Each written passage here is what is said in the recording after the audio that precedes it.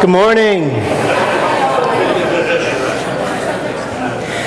During my freshman year at Wawasee High School, we were swimming in PE class, and the PE teacher said, hey, Butcher, you should consider going out for the swim team. And that statement came in a season when the dawning realization had been hitting me that I probably was not going to be the next Kareem Abdul-Jabbar. So I talked with the swim coach that day, and even though the season had already been well underway for some time by that moment, I think I was actually in the pool with the swim team that very night.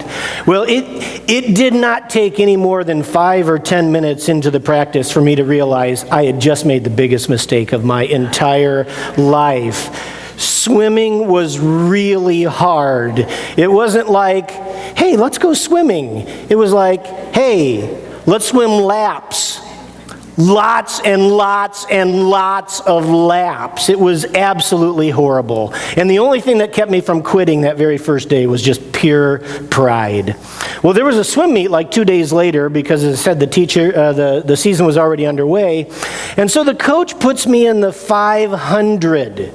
That's 500 yards. That's 20-lap race. I didn't even think I could swim 20 laps, in a row, let alone race 20 laps. I was just absolutely dreading the race. Well, you want to guess what happened? I won. No, I got absolute dead last. That's the truth. I got absolute dead last. It was awful. I thought I was going to die. It took me so long to swim the race that I think the other team, both teams actually went out for pizza while they were waiting for me to finish the race. It was just painful. And I wanted to quit more than anything else I've ever wanted to quit in my life. And this is our point of connection with the story this morning. In today's passage in Hebrews 12, verses 1 through 3, the Christian life is likened to running a race. And we're going to see in this passage this morning some instructions for going the distance in the race of the Christian life. But we first of all need to understand that the book of Hebrews, or we need to understand something very important that the book of Hebrews is telling us about the race of the Christian life. And this is the first truth. It's not going to be an easy race. That's a given in the context of the verses that we read in our text this morning. It is going to be a painful race, the race of the Christian life. In the context of Hebrews chapters 10 and 11, which are obviously the backdrop to chapter 12, Hebrews 12 is telling us that we need to run the race of the Christian life knowing full well that there will be pain in the running. And we need to run with our eyes wide open to that fact. Why? So that we don't quit. So that we don't get weary, throw in the towel, get out of the pool, so to speak, of the Christian life and walk away. So let's look at our text. Hebrews 12:1. Therefore, since we are surrounded by such a huge crowd of witnesses to the life of faith, let us strip off every weight that slows us down, especially the sin that so easily trips us up, and let us run with endurance the race God has set before us. Now that's obviously the race part. Continuing in verse 2. Well, how do we do this? We do this by keeping our eyes on Jesus, the champion who initiates and perfects our faith. Because of the joy awaiting him, he endured the cross, disregarding its shame, and now he is seated in the place of honor beside God's throne. Think of all the hostility he endured from sinful people, and then you won't become weary and give up. And so there's the giving up part. And so we can see in this passage, obviously, the racing part and the don't get weary and give up part. But where is the painful part? Where is the painful part in these words?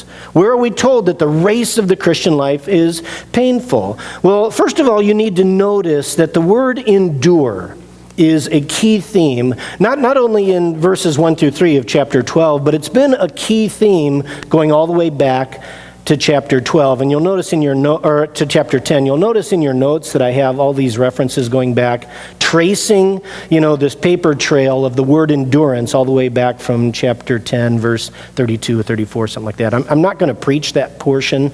I left it on the cutting room floor this morning, so we're going to skip all that section in your notes. But where we are right now is in verse 1 of chapter 12. Key word here is endure. Let us run with endurance. The race God has set before us. Verse 2, Jesus endured the cross, disregarding its shame. Do you think the cross was painful? Yeah, it was. All right, so Jesus endured pain in his race. He endured shame. Is shame painful? It is, actually, yeah. In case you're unclear, it's painful. So Jesus endured the pain of the cross. He endured the pain of shame. Verse 3, think of all the hostility he endured from sinful people. Is hostility painful? Yes, it is. And so the point here, the key word in verses 1 through 3 is endure. And the point of these verses is Jesus endured a painful race. And therefore, by looking at Jesus, and looking at the pain that he endured, we too can run the race that's set before us and not grow weary and give up. And why might we become weary? Why might we want to give up? Because it hurts. Because the race hurts. That's implicit in this passage. And so it's important, church, that we're crystal clear on the guarantee of pain in the Christian life. Do you hear that? It's important that we're crystal clear on the guarantee of pain in the Christian life. And why is that important? I think it's important because most would-be Christ followers have mistakenly bought into the idea that the Christian life is actually a tiptoe through the tulips. It's a cakewalk. It's going to be easy. And so believing that, having bought into that, for many of us, when the Christian life gets hard, when the race gets painful, when the race starts to hurt, many of us shake our fists at God as if he's committed some sort of strange and unexpected act of betrayal. What gives? What is this? I'm doing life your way, and I'm still experiencing some pain down here. Well, I guess the Christian life really doesn't work after all. And we grow weary and we give up. We throw in the towel. And to that, Hebrews 12 says, no, church. Your expectations were mistaken from the get-go. The Christ life is a painful race. It was for Jesus. And so don't be surprised when it is for you. So don't grow weary. Don't be surprised. Don't give up. Endure. Go the distance. And so, how is it that we keep from growing weary and quitting when the race of the Christian life gets painful? There are three keys to endurance, to going the distance that we see in these verses. First of all, you can go the distance in a painful race because others have gone the distance in a painful race before you. And we see this in verse 1. Therefore, since we're surrounded by such a huge crowd of witnesses to the life of faith, to the painful life of faith, it could say, let us run with endurance the race God has set before us. And so you can go the distance in the race of the Christian life, enduring the pain, because there's a huge crowd of people, a huge crowd of witnesses that have already gone the distance. They've finished the hard race of the Christian life. And who is this huge crowd of witnesses? Well, this is a reference to the men and women of Hebrews chapter 11, which Sheldon preached on 2 weeks ago. And I really appreciated the point that Sheldon made that these witnesses of chapter 11 weren't necessarily the superstar athletes of God's Olympic team. They weren't the superstars. These were just ordinary Joes, ordinary men and women like you and me. And why is it important to recognize that distinction? Well, think of it this way. If I tell you, listen, I want you to run a marathon, let's say swim a marathon swim race. And I know you can go the distance. It's going to be long, it's going to hurt, but you can do it. And you know why I know you can do it? Because Michael Phelps did it. And you're going to say, how's that help me? right? I'm not Michael Phelps here, right? It doesn't help you. But if I say to you, listen, you can go the distance. It's going to be a long race. It's going to be a hard race. It's going to hurt, but you can do it. You can go the distance. And why? Well, because your great-grandma went the distance. I mean, for heaven's sake, if your mama went the distance, you can go the distance too, right? It's different. She's not some superstar. You can go the distance. You can go the distance through the pain of the Christian life because there's a huge crowd of people just like you who are witnessing to you. They're testifying, listen, you can do it. We did it. And you can do it too. So don't grow weary. Don't give up. I've got a story here of one of those witnesses in the 2nd century Roman Empire. As you know, Christians were discriminated against. They were publicly assaulted. They were imprisoned. And they were brutally tortured and even sentenced to death, often in the public arena. You know that aspect of our world history. One of those Christians was a little old servant woman by the name of Blandina.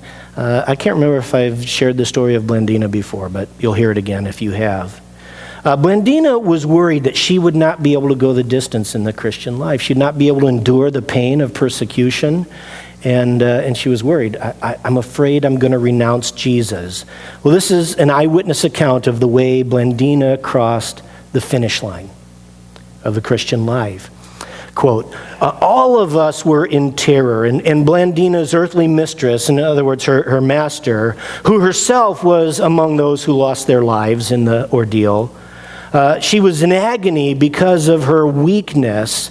She was in agony that she would not be able to make a bold confession of her faith in Jesus. And yet Blandina was filled with such power that even those who were taking turns torturing her in every way imaginable from morning till night were weary and exhausted. The torturers were worn out from a full day of torturing this little old woman. And they themselves admitted that they were beaten, that there was nothing further they could do to her, and they were surprised that she was still breathing, for her entire body was broken and torn. And nevertheless, the account goes on to say that Blandina, broken and torn, was forced then the next day into the amphitheater with some of her companions. Continue reading. Blandina was hung on a post and then exposed as bait for the wild animals that were let loose on her. And she seemed to hang there in the form of a cross, but by her fervent prayer, she aroused intense enthusiasm among those who were also experiencing the same ordeal.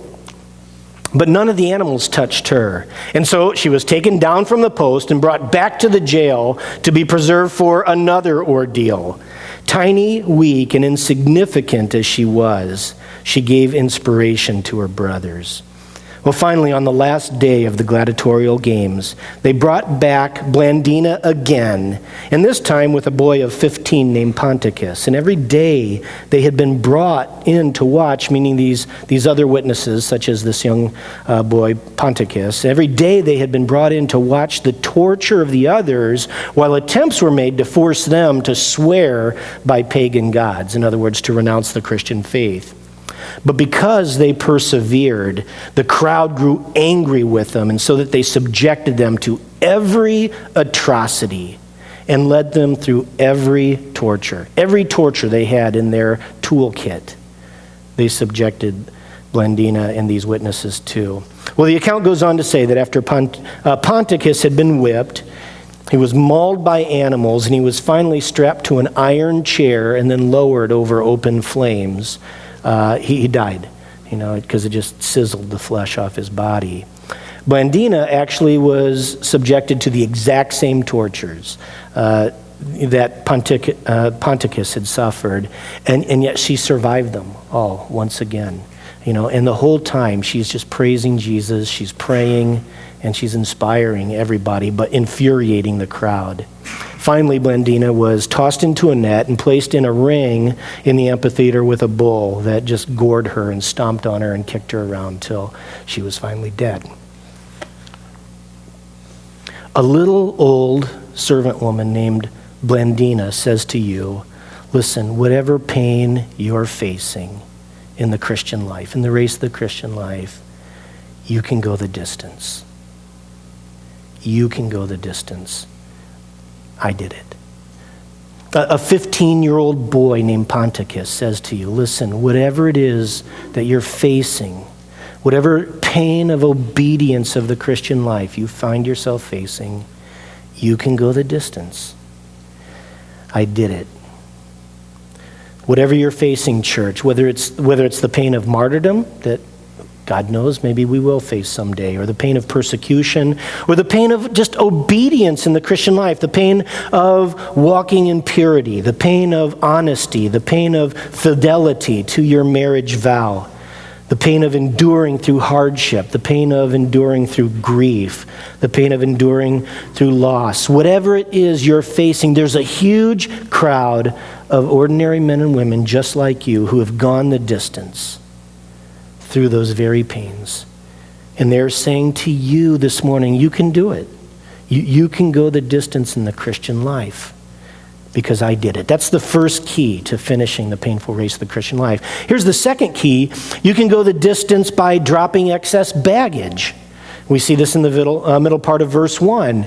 Therefore, since we're surrounded by such a huge crowd of witnesses to the life of faith, let us strip off every weight that slows us down, especially the sin that so easily trips us up, and let us run with endurance the race God has set before us. So let's strip off every weight that slows us down, especially the sin that so easily trips us up. Now, you may know in the original Greek Olympics, which the author of Hebrews undoubtedly had in his mind as he was penning these words, in the original Greek Olympics, the runners ran buck naked. Right? They had stripped off every weight. All right? And so the point here is an obvious one. If you're going to run the distance in a marathon, you probably don't want to wear like a heavy snowsuit with steel-toed boots with the shoelaces tied together, right? Not if you want to win, at least. You're not likely to win a race if you're strapping unnecessary baggage. Well, the point here is the exact same truth applies to the race of the Christian life. We're less likely to even finish the race, let alone win. But we are less likely to finish the race of the Christian life if we're strapping unnecessary baggage, unnecessary weight. We need to strip off every weight, this passage says, every weight that slows us down, and especially the sin that so easily trips us up. Well, what is this excess baggage? What is the sin that so easily trips us up, that could wear us down, can cause us to lose heart and take us out of the race? Well, the easiest way that I really want to answer that question this morning is to put the emphasis not so much on the words, the sin that trips us up. I mean, it's really easy to do sin bashing, right? That's easy to do. Anybody can do that. This is what I want to focus on. Rather the words, let's strip off every weight that slows us down. I just want to focus on that for the next few minutes. In other words, the race of the Christian life is not so much run well by evaluating the things in our life and saying, is this sin? Is that sin? But rather, the race of the Christian life is run well by looking at the things that we're carrying along with us and asking ourselves the question, is this helping me run to win? Or is it slowing me down? It doesn't matter if it's sin or not sin. Is this helping me run well? So you might be able to run a marathon carrying a bowling ball in your hands, right? Is there anything wrong with carrying a bowling ball in a marathon? Yeah, probably not. It wouldn't be against the rules, sinful. But it's probably a bad idea, right? You certainly are not going to win. It's unlikely you're even going to finish a marathon carrying that excess weight. And so the point is, you need to just jettison excess baggage when you're running a race, even if there's nothing necessarily wrong with that baggage. And it's the exact same way in the race of the Christian life. The Christian life is not run well by merely sin sifting. This is bad. Oh, this is okay. And well, I guess, is this okay? Yeah, this is not sinful, so I guess I'll strap this onto my running suit. just simply by virtue of the fact that it's not sinful. That is not the way the Christian life is run well, in the same way that a bowling ball, you don't carry it with you just by virtue of the fact that there's nothing wrong with it. Rather, the Christian life is run well by asking, does this help me run my absolute best for Jesus? Sinful or not, are my habits helping me run as well as I can? Is my music helping me run as well as I can? Are the movies that I watch, the TV shows that I watch, the freedoms that I exercise in the Christian life, or the friends that I hang around with, are they helping me run the absolute best that I can for Jesus? Or are they slowing me down, sinful or not? Are these choices I make about the things that I want to carry with me in the race of the Christian life, are they helping me, run the best that I can, the best love that I can run, the best good works that I can run, the best faith, the best courage, the best humility, the best peace, the best joy, the best patience, the best purity, the best generosity, the best etc., etc. Is it helping me? Or are these things hindering me? Sin or not? You understand the point? We need to strip off every excess weight that slows us down. If we want to win, if we don't want to get worn out, if we don't want to quit, if we want to go the distance in a painful race, we need to lay aside not just the sins that trip us up, but every weight that slows us down. Even things that in and of themselves may not be sins. You can go the distance, church, if you drop the excess baggage. If we drop excess baggage. That's the second key. Here's the third key. You can go the distance in a painful race by watching Jesus. And we see this in verses 2 and 3. We do this. How do we do this? We do this by keeping our eyes on Jesus, the champion who initiates and perfects our faith. Because of the joy awaiting him, he endured the cross, disregarding its shame. And now he's seated in the place of honor beside God's throne. Think of all the hostility he endured from sinful people. Then you won't become weary and give up. And so the point of this passage, this section, is we won't become weary and give up in the pain of the Christian life if we keep our eyes on Jesus. Well, how does that work? How does keeping our eyes on Jesus help us to go the difference? Because if watching Jesus, if Jesus is just merely an example, a perfect example for us to try to imitate, the example of how to run a painful race, that doesn't help me much. You understand my point? If he's just an example, look at Jesus. Jesus did it. It's kind of like the Michael Phelps comparison. Well, I'm not Michael Phelps, and I'm certainly not Jesus. Not even close. I can watch the Ironman triathlon on TV. I do like to watch it. I can watch it all day, but just watching people finish that race, I guarantee you, is not going to cause me to finish, the Ironman triathlon. Watching somebody who did it well doesn't make us do it well. So how does watching Jesus then help us to go the distance in the difficult race of the Christian life? Well, the answer that is given in these verses to that question is that Jesus is more than just the perfect example of pain-enduring, distance-going living that we need to try to follow in our own strength. But rather what we see in these words is that Jesus is the source of power. He's not just an example.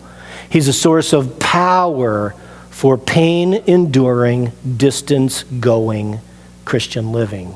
Well, where do you see power in these verses? It's in the words, in verse 2, keeping our eyes on Jesus, the champion who initiates and perfects our faith, who is now seated in the place of honor beside God's throne. The initiator, perfecter of our faith, now seated at the place of honor beside God's throne.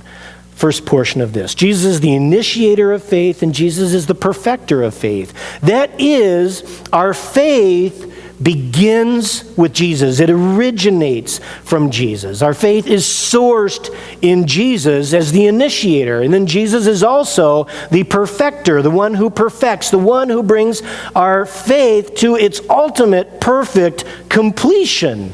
And that's his role as the perfecter. He's the beginner, he's the ender. He begins, our faith, our Christian life begins and ends in Jesus, and it's Jesus everywhere in between. And what is faith? We saw this when we looked at the beginning of chapter 11 a couple weeks ago, that faith is promise-believing obedience. All right? Faith is promise-believing obedience. Obedience to the will of the Heavenly Father because I believe the promises that he's given us of a better and lasting life. That's what faith is. All right, so let's put this all together. So then the obedience that we need to go the distance in the Christian life, it begins with Jesus. The power for obedience, it begins with Jesus. The power for going the distance is sustained by Jesus, and the power for obedience will be brought to its perfect completion by Jesus. That's power for obedience. So Jesus is more than just an example of going the distance in a painful life that we try to imitate and mimic just through our own strength, our own power. But Jesus is the source of distance-going power. And so when life gets painful, church, when you find yourself growing weary and you want to throw in the towel, I'm out of here. You need to look to Jesus to be not just an example, but a source of power for keeping on, making the hard decisions of obedience to the will of the Father. He is the power, the beginner, the sustainer, and the ender, the completer of your power. But there's more that I want you to see. At the end of verse 2, we see where Jesus' power is coming from. It's coming from Jesus, who is now seated in the place of honor beside God's throne. And what is the place of honor besides God's throne? Well, first of all, we've seen throughout the book of Hebrews, going all the way back to chapter 1, this notion of Jesus seated at the right hand of majesty. And it means throughout the book of Hebrews, this place of position of this position of supreme authority, the position of supreme power. That's where Jesus is now seated. And so think of it this way: Jesus initiated the power of promise-believing obedience in you. It began with Jesus. Jesus is now sustaining promise-believing obedience in you. And Jesus will bring to its absolute completion promise-believing obedience in you. And all this he does from the position of supreme power over everything, seated at the right hand of God in the place of honor beside God's throne. And so again, the point Hebrews 12, 1 through 3 is wanting to make to you is Jesus is more than just a model of good Christian living.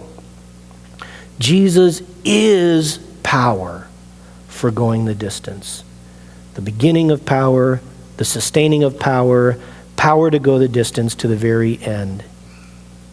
And it comes from his position of supreme authority over all the visible and invisible universe. So look to Jesus when life gets hard, when you feel like, I want to throw in the towel, this hurts, I want to quit. Look to Jesus for power. But there's even more that I want you to see. There's more that we can receive from Jesus when we look to the seated Jesus. In verse 2, we see that Jesus endured the pain of obedience by keeping his eyes fixed on what? What was he looking at? The joy awaiting him. Jesus endured it because he looked at the joy that was awaiting him. Well, guess what? Jesus is there now. Jesus crossed the finish line and is in the place now of God's better promises, of God's lasting promises. Jesus is in the place of the joy that pulled him through the pain of the race of life. Jesus is in the place where he's now experiencing the joy that helped him to endure hostility, that helped him to endure the pain of the cross. And Jesus now knows firsthand it's all for real, and it's worth it. The promises the Heavenly Father made that seem so far out there for many of us, Jesus now knows it's real, and it was worth it to hang on through the pain of life. And so again, Jesus is more than just an example of promise-believing endurance. You know, it does me no good to say, well, Jesus believed it and it helped him go the distance. Like, I don't know if that helps me to believe just because Jesus believed.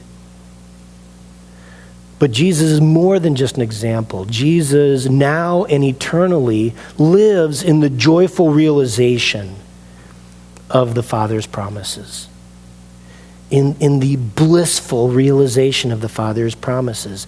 And so he is for us, church, not just an example, but the source of promise experiencing joy realized power. He's the source of joy realized power. And so when you find yourself wanting to quit, when you find yourself questioning, I don't know if I can trust those promises God had made. God has made that if I cross the finish line, if I go well, it's going to be worth it. I'm not sure I'm buying into those promises right now because life, frankly, stinks. I want to throw in the towel and I want to quit. Then look to Jesus because he is living the experience of the joy of the promises. He knows they're real and he knows they're worth it. And so look to him for power, for promise-believing obedience. But there's one last benefit that is ours to experience when we look to Jesus to be our source of supreme power for promise-believing obedience and, enduring obedience in the difficult race of the Christian life. Verse 3 says that if we think of all the hostility Jesus endured from sinful people, then we won't become weary and give up. What is interesting about this text, this is just a side note here, is that the word think here, think in verse 3, is the only command in this whole passage. In other words, the author of Hebrews is commanding us, while we're looking to Jesus, while we're looking to the witnesses, he's saying, but while you're doing all this, think. I'm commanding all y'all to think. It's a command. Well, why would he command us to think? And moreover, to think of the hostility Jesus endured. I mean, this is the point of the passage, the point the author is making. If we look at the promise experiencing and the power providing Jesus seated at the right hand of God, and we think, intentionally think hard about the pain he endured, we won't become weary and give up. Well, why would thinking about Jesus' suffering while looking to him for his power why would thinking about his suffering help us go the distance while looking to him for his power? Well, the connection, honestly, is not explained in this passage. And I spent a lot of time trying to figure out what is the connection this week, just meditating on it, praying about it. And so I'll tell you what I think the connection is. All right, and so you take that with a grain of salt. Whenever you hear preachers say, well, I think, just make a note that, well, okay. It's good when the preacher says, well, the Bible says. Pay attention to that. But when the preacher says, well, I think, just take it with a grain of salt, okay? So I'm telling you what I think the connection is between looking to Jesus for power, thinking about his pain.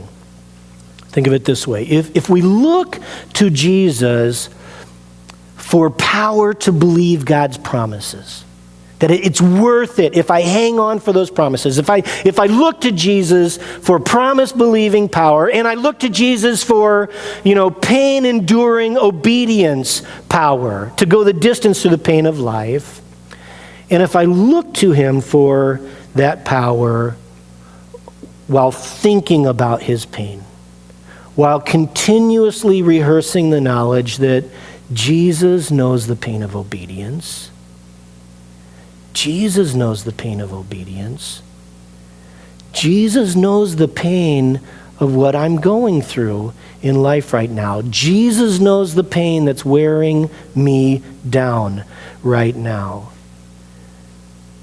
Jesus knows the pain that's making me want to quit.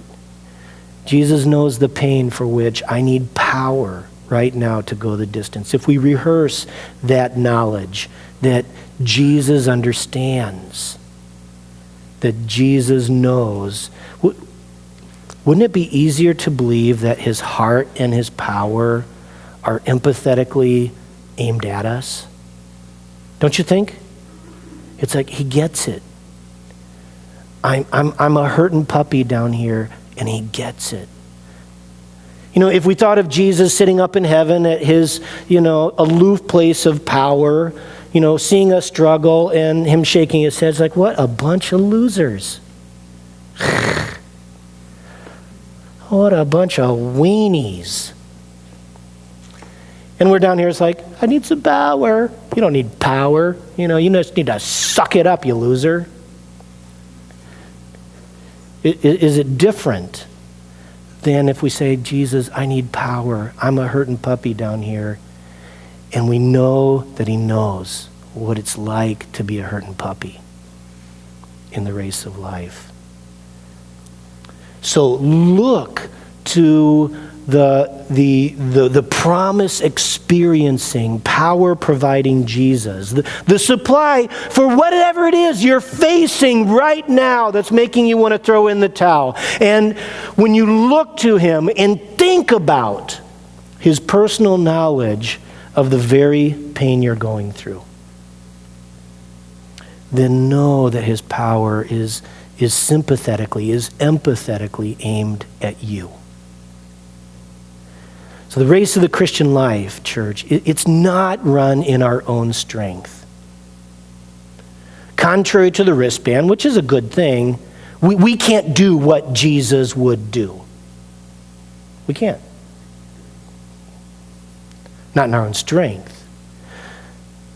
But we can go the distance in the Christian life because we're empowered by the testimonies of ordinary people like you and me who have gone the distance in the power of Jesus. And we can be empowered to go the distance when we jettison the excess baggage that's not helping us run well, that's slowing us down, that may even take us out of the race if we keep trying to carry it along with us. And we're finally empowered to go the distance by the promise experiencing, power providing Jesus. And so when the going gets tough, church, don't look at your own resources and say, I don't know if I have what it takes. I can't do it. Don't look at your own resources and say, I don't know, I've tried this before and I failed, and it won't work this time. Or don't say to yourself, I don't know if Jesus gets what I'm going through. I don't know if Jesus understands my weaknesses. I don't think he would be inclined toward answering my prayer for power because he just doesn't get it. I'm tired and I want to quit. Fix your eyes on him. Fix your eyes on him, church. He's the initiator, the beginner, the source, the perfecter, the completer of promise-believing obedience. The promise-believing obedience you need, it comes from Jesus. It's sustained in Jesus. It will be completed by Jesus. And look to him knowing that his heart is bent towards your pain. His power is bent towards your pain because he gets it. And so look to him for the power to go the distance. Let's stand. Let's pray.